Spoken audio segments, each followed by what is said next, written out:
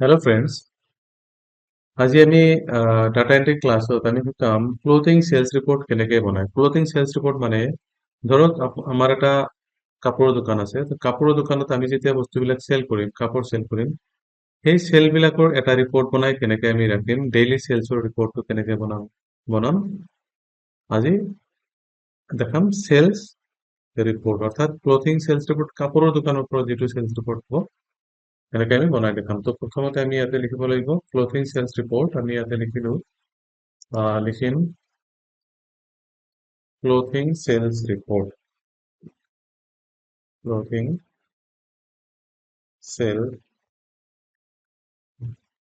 Report clothing sales report বনাবৰ কাৰণে আমি ইয়াতে ক্লোথিং সেলস ৰিপোৰ্ট লিখি ললো। তাৰপিছত আমি এইটো বেকগ্ৰাউণ্ড কালাৰ কৰি দিম। ইয়ালৈকে আমি কালাৰ কৰি দিলো ব্লেক। ফন্ট কালাৰটো আমি দিম হোৱাইট। এতিয়া ক্লোথিং সেলস ৰিপোৰ্টটো আমি অলপ এটা মিডল পজিশ্যনত লৈ ললো। এতিয়া আমি কৰিব লাগিব এই ক্লোথিং সেলস ৰিপোৰ্টৰ যিকেইটা হেডিংছ হ'ব, হেডিং কেইটা আমি ইয়াতে লিখিম। তো হেডিং লিখিবৰ কাৰণে প্ৰথমতে আমাৰ আহিব চিৰিয়েল নাম্বাৰ অৰ্থাৎ SR। আমি লিখিম SR। তাৰপিছত আহিব ডেট অৰ্থাৎ কোনটো তাৰিখত আমি কাপোৰ চেল কৰিম। ইনভয়েচ নাম্বাৰ হ'ব, ইনভয়েচ নাম্বাৰ। তাৰপিছত আহিব কাষ্টমাৰ নেম,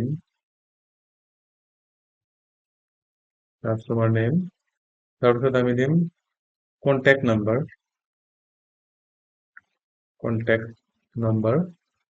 তাৰপিছত আমি দিম এড্ৰেছ, তাৰপিছত আহিব product name, product quantity, QNTY quantity, price, total price,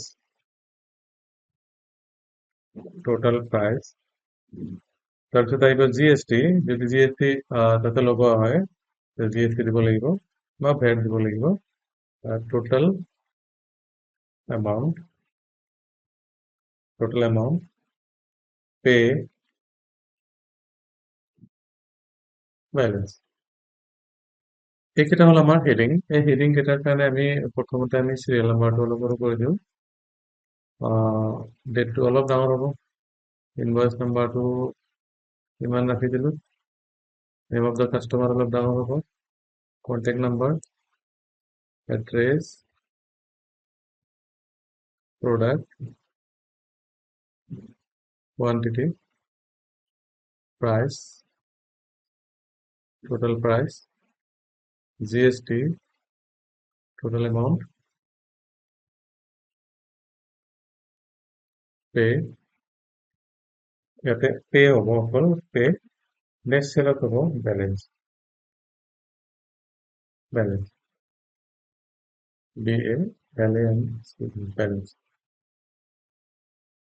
pay balance. এইটো আমি ৰেডি কৰিলো আমাৰ হেডিংছ খিনি। এতিয়া আমি হেডিংছ খিনি অলপ ডাঙৰ কৰি লওঁ,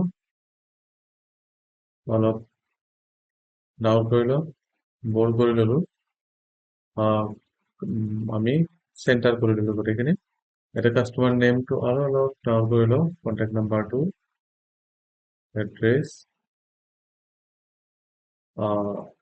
total price, total amount, balance. Okay, আমি এতিয়া কি কৰিব লাগিব, চিৰিয়েল নাম্বাৰ দিব লাগিব। চিৰিয়েল নাম্বাৰ 1 দিলো। 1 দিয়াৰ পিছত আমি ডেট দিম, অৰ্থাৎ কোনটো ডেটত বস্তুটো আমি চেল কৰিলো। তো first January, suppose first January. Invoice number আমি 101 দিলো।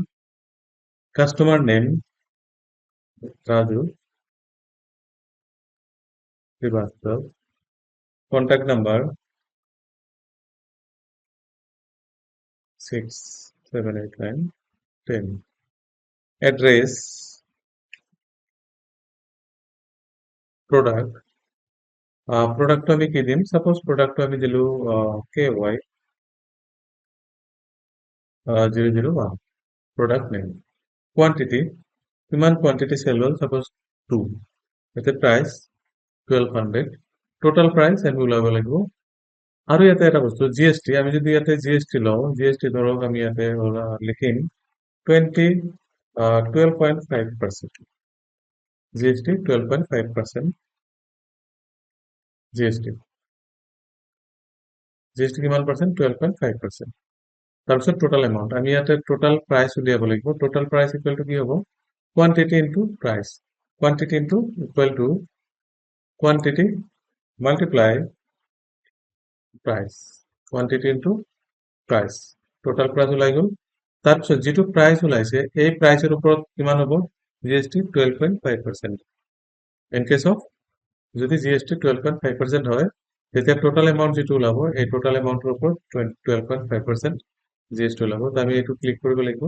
আমি এতিয়া মাল্টিপ্লিকেশ্যন কৰিম, কিমান হ'ব? 12.5%, 12.5% চাইন লগাব লাগিব, 12.5%, এণ্টাৰ। এইটো হ'ল 12.5%। এতিয়া টোটাল এমাউণ্ট কিমান হ'ব?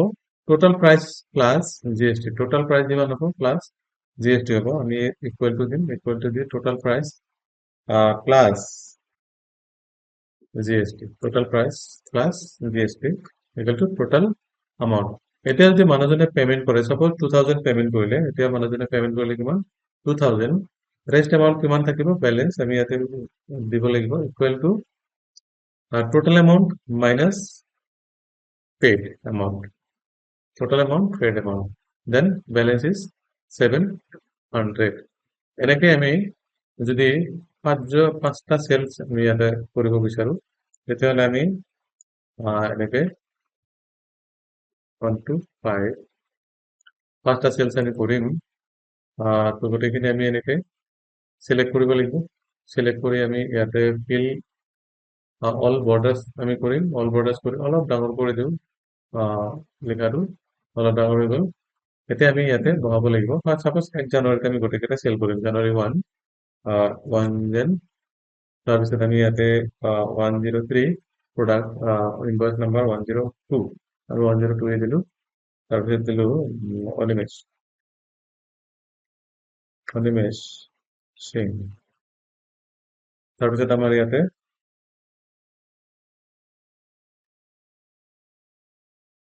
4 5 6 7 8 9 10। তাৰপিছত ইয়াতে আমি দিম suppose Shillong.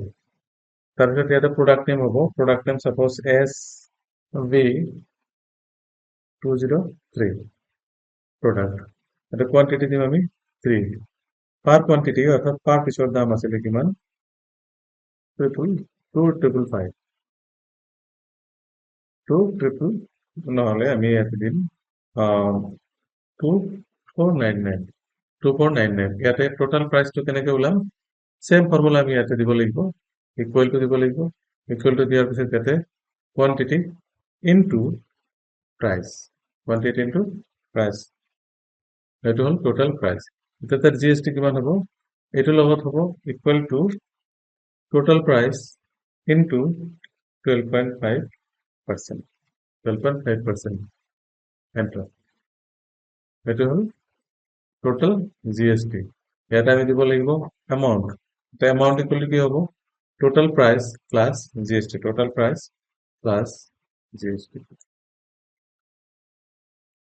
Total price plus GST. এতিয়া যদি মানুহজনে কি কয় 5000 পেমেণ্ট কৰে, 5000 পেমেণ্ট কৰিলে দেন বেলেঞ্চ কিমান থাকিব? গতিকে ইকুৱেল টু আমি দিব লাগিব টোটাল এমাউণ্ট মাইনাছ 5000। এই বস্তুখিনি যদি আমি ইয়াতে অটো ফিল কৰি থৈ দিওঁ, সাপোজ ইয়াতে আমি অট'মেটিক ফিল কৰিলো এইটো। তাৰপিছত এইটো নহয়, আমি ইয়াতে দিব লাগিব যিকেইটা ফৰ্মুলা আছে, ফৰ্মুলা কেইটা আমি অট'মেটিক ফিল কৰি থৈ দিলো। ইয়াতে যেতিয়া আমি এমাউণ্ট কেইটা ভৰাম লগে লগে এইটো অট'মেটিক ফিল হৈ যাব। এতিয়া সাপোজ আমাৰ ইয়াতে আকৌ 1 জানুৱাৰীতে হ'ব, 1 জানুৱাৰী। ইয়াতে ইনভয়েচ নাম্বাৰ 103, ইয়াতে অখিল বিশ্বাস 1 2 3 4 5 6 7 8 9 10। তাৰপিছত ইয়াতে দিব লাগিব, হয়তো ইয়াতে গুৱাহাটী দিম আমি, গুৱাহাটী তাৰপিছত আমি ইয়াতে দিম KY চেম ইয়াতে হ'ল 4টা কিমান ৰেট আছিল 1200 টকা। এটা যেতিয়া আমি এণ্টাৰ প্ৰেছ কৰিম লগে লগে অট'মেটিক ফিল হৈ গ'ল। এতিয়া আমাৰ মানুহজনে কিমান দিলে চাপ'জ 5400 গোটেইখিনি ক্লিয়াৰ কৰি দিলো দেন অল পেড ইয়াতে গোটেইখিনি পেড কৰিলে ন বেলেঞ্চিং ৰিমেইন। তাৰপিছত ইয়াতে আমি চাপ'জ 2 তাৰিখে যদি ইয়াতে কৰিব যাওঁ চাপ'জ 2 জানুৱাৰী ইয়াতে আমি দিম ইনভইচ নাম্বাৰ 104 অখিলেশ অখিলেশ 1 2 3 4 5 6 7 8 9 10 তাৰপিছত আমি দিম ইয়াতো শ্বিলঙৰ পাৰ্টি আছিলে ইয়াতে আমি দিম KY চেম ইয়াতে দুটা ইয়াতে 1200 টকা পাৰ পিচ ইয়াতে হৈ গ'ল। ইয়াতে আমাৰ কি হ'ল 2700 পেমেন্ট কৰি দিলো ইয়াতে বেলেঞ্চ নাই। আকৌ আমি 2 তাৰিখে যদি আমি যাব চাওঁ নাম্বাৰ 105 তাৰপিছত এইটো হৈছে নেকি আমাৰ ইয়াতে হ'ব এইটো নলবাৰী কাষ্টমাৰ ইয়াতে SB এইটো হ'ল 6টা এইটোৰ দাম কিমান আছিলে SB কিমান আছিলে 2499 ইয়াতে এইটো এমাউণ্ট ওলাই গ'ল। আমাৰ এইটো এমাউণ্টৰ পৰা চাপ'জ মানুহজনে 16,000 পেড কৰিলে পেড কৰাৰ লগে লগে বেলেঞ্চ এমাউণ্ট এইটো হৈ গ'ল। এনেকে আমি গোটেই ৰিপৰ্টটো ওলাব লাগিব। এতিয়া আমি কি কৰিব লাগিব এইটো বেকগ্ৰাউণ্ড কালাৰটো আমি চেঞ্জ কৰি দিওঁ বেকগ্ৰাউণ্ড কালাৰটো চাপ'জ ইয়াতে য়েল্লো কৰি দিলো আৰু আউটলাইনটো আউটলাইন কৰি দিলো এইখিনি হ'ল আমাৰ আৰু ফিল কালাৰ অল বৰ্ডাৰ কৰি দিলো এইখিনি হ'ল আমাৰ ক্লথিং চেলছ ৰিপৰ্ট। তো আজি মই দেখালো যে চেলছ ৰিপৰ্ট অৰ্থাৎ ক্লোজিং চেলছ ৰিপৰ্ট বা যিকোনো চেলছ ৰিপৰ্ট হ'ব পাৰে it may be another shop বেলেগ শ্বপো হ'ব পাৰে যিকোনো শ্বপৰ কাৰণে আমি ৰিপৰ্টটো এনেকেই বনাম। চ' আজিৰ ভিডিঅ'ত ইমানে নেক্সট ক্লাছত আকৌ লগ পাম তেতিয়ালৈকে have a nice day thank U.